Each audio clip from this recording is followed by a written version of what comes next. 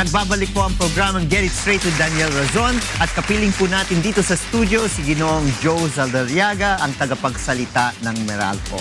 Joe, tingin mo ba kailangan ng emergency powers? Or, kasi misconception na nga yung emergency powers, kailangan ba ng authority under Section 71 ang ating Pangulo para mag-contract ng panibagong kuryente? Well, I guess that's really a policy question, Congressman, which I think it will be left answered by government.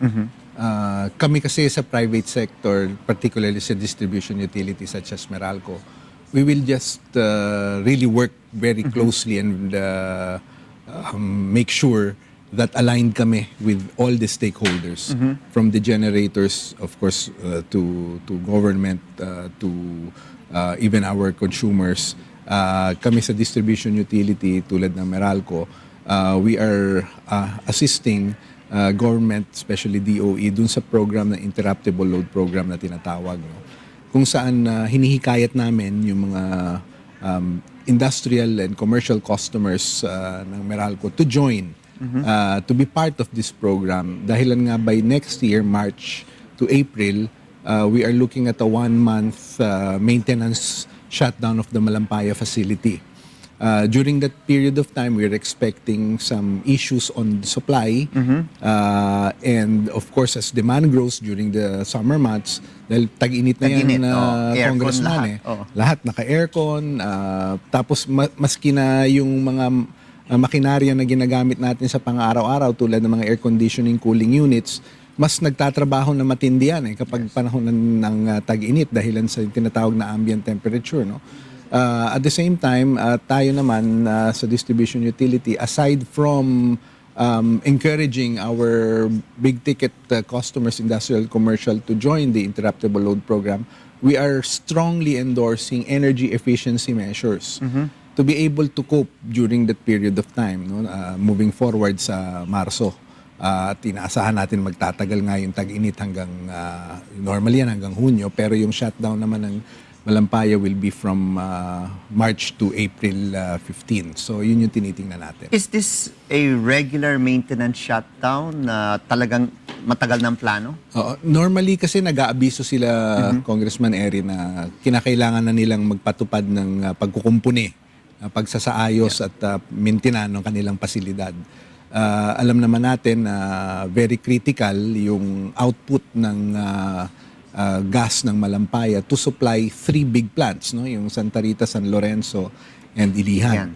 Papakalaking baseload plants nito na kapag nag-shift ito sa tinatawag na liquid fuel o sa diesel, biodiesel, syempre kahit papaano, iba yung source coming from the gas facility dahil mas mataas yung capacity na napoproduce. Pag nag-shift sila sa liquid fuel, maliban sa mas mahal kumpara sa natural gas, kahit yung capacity nito is not the same as that of natural gas. So magkakaroon ka ng issue talaga sa supply.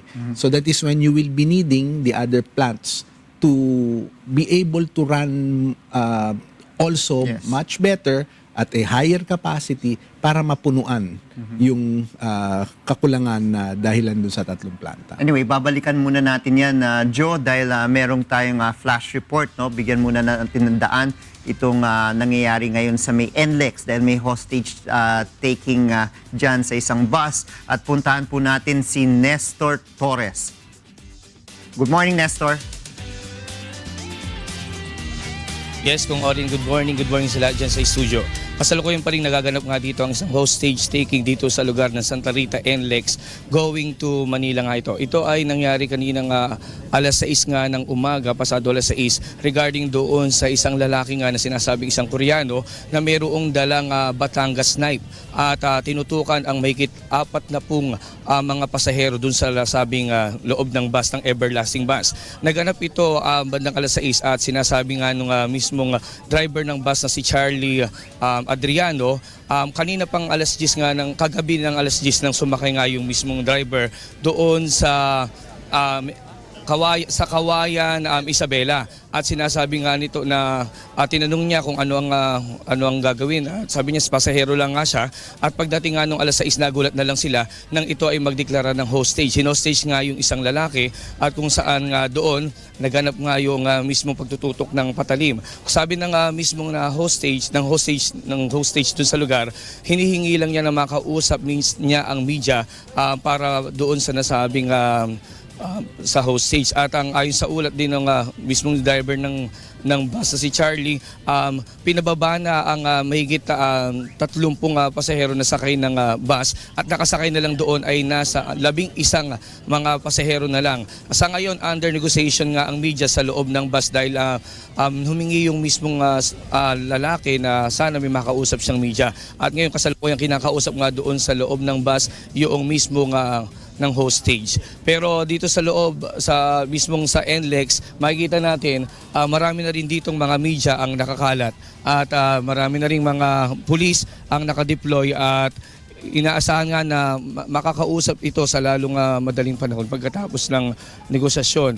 At yung meron na rin ditong NLEX patrol, meron din NLEX emergency at nandito rin ang UNTB rescue team para rin umasiste kung sakaling mayroong masugatan sa nasabing lugar.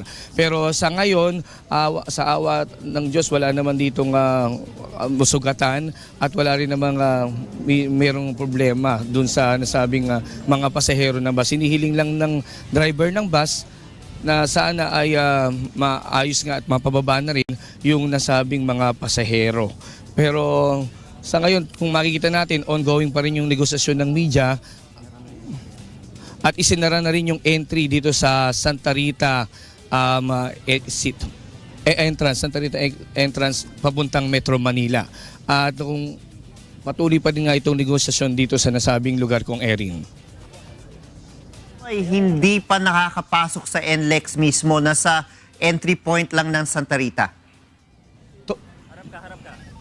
Nasa entry point lang ng Santa Rita. Dito mismo kitang-kita natin yun. Nasa entry point ng Santa Rita, yung mismong everlasting bus. At ngayon nga, nandoon pa rin yung 11 pasahero at yung mismong ng hostage. Hindi pa rin masabi kung ano ang pangalan dahil ayaw pa nitong magpakilala. Pero sa ngayon, under negosasyon nga ang media sa loob ng nasabing bus. May alam ka ba kung anong hinihingi ng hostage taker mula sa mga authorities?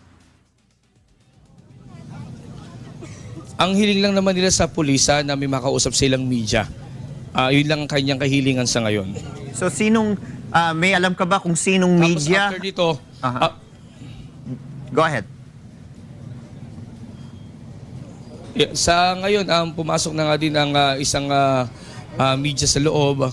Tapos meron na rin pong radio na nakipag-usap sa loob ng everlasting bus. Pero inaantay na lang natin yung pagbaba nga dahil pagkatapos nga po na makipag-usap sa loob ng bus yung media ay ayon dun sa mismong ng hostage, bababa ito. Ang inaano lang niya sana ay walang masaktan, wag siyang saktan at regarding dun sa nangyari. Okay, Nestor. Okay, Nestor, antabayan mo yung mga pangyayari dyan at sa mga ibang programa natin, tatawagan namin kayo para mag-ulat kung ano ang latest development dyan sa Santa Rita entry papasok ng NLEX. Maraming salamat, Nestor. Maraming salamat kong Erin. Yes, Joe, with regard to this ILP projects, no, sinasabi nga if makatulong nga itong mga pumasok sa ILP program ng gobyerno, makakatulong sa pag-release ng pressure sa supply. How much would it help? Well, this is basically demand-side management, Yes. Kung Erin. Ano? Ang mangyayari kasi dito, magde-deload sila. Instead na mag-tap from the grid, they will use their own source of electricity or power, usually gensets, para yung imbis na magamit nila, mas magamit nung ibang wala namang sariling source ng kuryente. No? And tinitingnan natin kung hanggang saan maaaring makatulong ito insofar as managing the demand side is concerned. No? Sa ngayon, kung hindi po ako nagkakamali, meron na hong nag-sign up ng around 150 megawatts. And we are hoping that this will continuously grow before March comes. No? So by the time na kung kailangan na talaga itong i-trigger, makakatulong ito to help augment yung tinitingnan ngang o ina-anticipate nga na shortfall. Sa projection ninyo, ano yung shortfall? Tama ba yung projection ng gobyerno na nasa 900 megawatts ang shortfall? Well, there are reports, Kong Erin, na yun nga yung tinitingnan, no? But kami, we are closely working with all the stakeholders to see kung paano makakatulong ang Meralco, especially on the demand side management side of it, no? Kasi kami wala naman kaming sariling planta. We also rely on power producers to supply us. So ang pinakamagagawa lang namin on our end is to more or less have the capability or have the power over the demand side portion of the supply chain. Tulad nga na nabanggit ko kanina, humihikayat kami ng mga customers natin na kung maaari sumama sa aming programa, sa programa ng pamahalaan na makatulong doon sa interruptible load program. Kasi ang tinitingnan lang naman natin yung isang buwan na yun. Isang buwan, or the maximum 2 months. Pag nakatawid na po tayo ron, maayos na ho yung ating sitwasyon. So, yun lang ho yung kailangan nating paghandaan. And we are hoping that the ILP will really be a source of support doon sa tinitingnan ng kakulangan pagpasok ng Marso. At dito naman nakikita naman yata papasok yung special authority na hinihingi ng Pangulo, if ever, para tulungan rin naman ng itong mga pumasok sa ILP program dahil sila yung gagastos Tama ho. ng crudo na gagamitin nila kung paano masasubsidize, no? May involved na cost din po kasi doon, Yes. Kong Erin, of course on the part of the industrial and commercial customers. So obviously they have to be compensated for it as well. Yes. So doon papasok yung pencil pushing kung magkano, Yes, diba? tama. And yung debate kung saan manggagaling nga Yes. yung subsidy na ibibigay dito sa mga sumali sa ILP. Tama po. Paano naman ang mga ordinaryong mamamayan? Kung paano sila makakatulong dito? Napakagandang tanong po niyan, Kong Erin.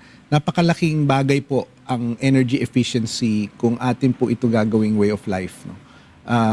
Small things, pag alam naman ho natin, yung maliliit na bagay, pag pinagsama-sama natin lahat ng yan, if it's going to be a collective effort, napakalaking tulong. Simple things such as making sure yung air conditioning units natin are clean. Ako on a personal level, Kong Erin, naranasan ko yan hindi ko kasi talaga nalinis ng mabuti yung aking air conditioning unit dun sa aking master's bedroom due to lack of time. Yeah. Until napansin ko, ang taas-taas ng konsumo ko. Alam mo, Kong Erin, nung ito'y pinagtuunan ko ng oras, isang araw lang naman, pinalinis ko yung aircon, nakita ko talaga yung pagbaba ng consumption. And I'm only talking of one air conditioning unit. So, siguro kung sa bahay natin, napakaraming cooling devices, lalo na pag summer months, even before the summer period hits, baka pwedeng examinin na natin o pag-aralan na natin ano yung mga appliances natin that needs cleaning, that needs maintenance, to make sure that it is optimum in terms of the performance. Once optimized yung performance niyan, kahit na medyo sabihin na nating luma, yung appliance, kahit papano, collectively, makakatulong yan in terms of ensuring that we are efficiently using our energy consumption. Isa pang bagay, yung lighting. Baka maaari kung naka-incandescent tayo, mag-CFL na lang tayo or LED. Kasi kahit papano, sabihin na natin, mas mahal siya ng konti, pero over the long term, makakatipid ka both in terms of consumption at yung haba ng gamit. Haba ng buhay. Ang isa sa mga tinatanong ng ibang mga ordinaryong mamamayan, kung gagawin namin yung save, no, ng paggamit ng kuryente ngayon, makakatulong ba yan next quarter? No? Kunyari, instead of using 20 or 30 kilowatts, I will be able to cut it down to around 15, half. makakatulong ba yan sa next quarter o baliwala yun? Ang kuryente kasi is used basically real time. Yes. Kung Erin, no? So yung tinitingnan nating shortfall na pinahayag na kamakailan ng DOE. ng DOE na simula sa Marso pag nag-undergo na maintenance yung Malampaya, yun yung tinitingnan natin period wherein one, ILP needs to kick in kung kinakailangan, and two, where energy efficiency has to be really ramped up. At pangatlo, yung mga planta based on the forecast is where they should be at optimal level para mapunuan yung tinitingnan gap. Kamusta naman po yung pag-uusap ninyo sa mga operators, yung mga generators? Well, meron bang mga unscheduled maintenance na nakikita uli natin kagaya nung last year biglang sabay-sabay? Well, no? yun nga, we are hoping that the situation will be different by next year, Kong Erin. I think basically yun naman karanasan natin noong nakaraang taon. We are hoping na hindi na mangyayari yun. We are in close coordination with all the suppliers, including the system operator, which is NGCP. And I think everyone in the industry is hopeful na matatawidan natin to. Na makakatawid tayo at eventually sa pakikipagtulungan ng lahat ng sektor, sa pangunguna ng pamahalaan, ito yung malalampasan natin. Merong binabanggit, I remember in one PowerCom meeting, may binabanggit si Senator Serge Osmeña na there was one plant that was not placed online. Malaya. No, yung Malaya plant. Will not putting the Malaya plant online in this months that we need energy solve that problem? Well, I think, Kong Erin, all the supply that will be available will definitely help if we are anticipating really that there will be a gap by March to April. So if additional plants will come in online, and if there will be plants that can be dispatched and can provide supply, especially during peak load, definitely malaking tulong po yan. Yung Malaya ba, ano yung generating capacity nito? Kung hindi po ako nagkakamali, meron ho itong rated capacity na 300 no? Kulang pa rin. But it can perhaps be an additional source of power. Oo.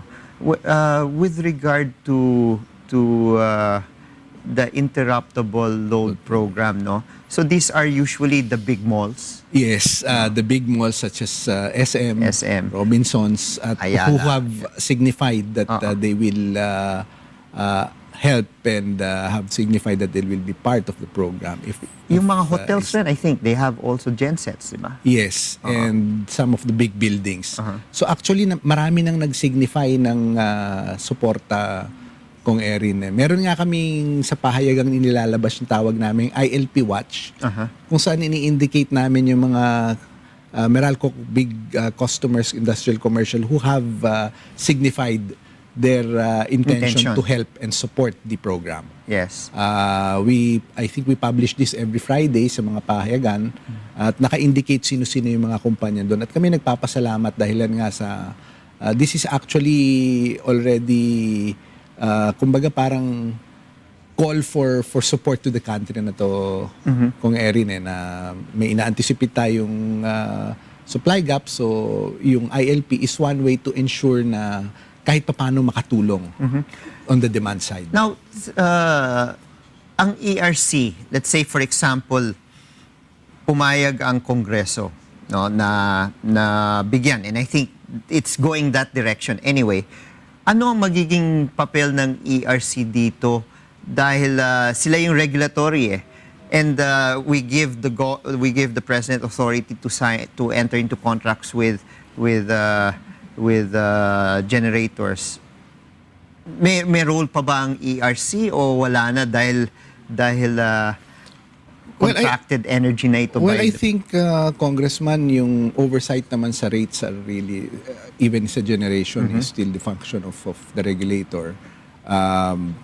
Siyempre, yung naman pong, kung sakali meron naman mga panibagong rates na kinakailangang sabihin na natin i-shoulder, of course that will have to undergo also review. No? Yes. So yun yung siguro isang sa mga responsibilidad na patuloy naman na pinangangasiwaan ng regulator. Kasi kami on our end, on the distribution charge portion, no, hindi namin maaaring singilin sa ating mga customers yan without undergoing the scrutiny Yes. of the regulator. Oo. And at the same time, yung even the generation costs are subject for review. Okay. At least napaliwanag po ang ating mga kasambahay, and hopefully you would always use our, of course, programa ni Kuya Daniel and other programs to reach out to the consumers para at least alam nila kung ano nangyayari dito sa energy situation. Maraming salamat sa pagkakataon kong Erin. Maraming salamat, Joe Lazariaga na Meralco, tagapagsalita ng Manila Electric Company. Sa ngalan po ni Kuya Daniel, ako po si former Congressman Erin Tanyado dito lang sa programang Bawal ang Pikon.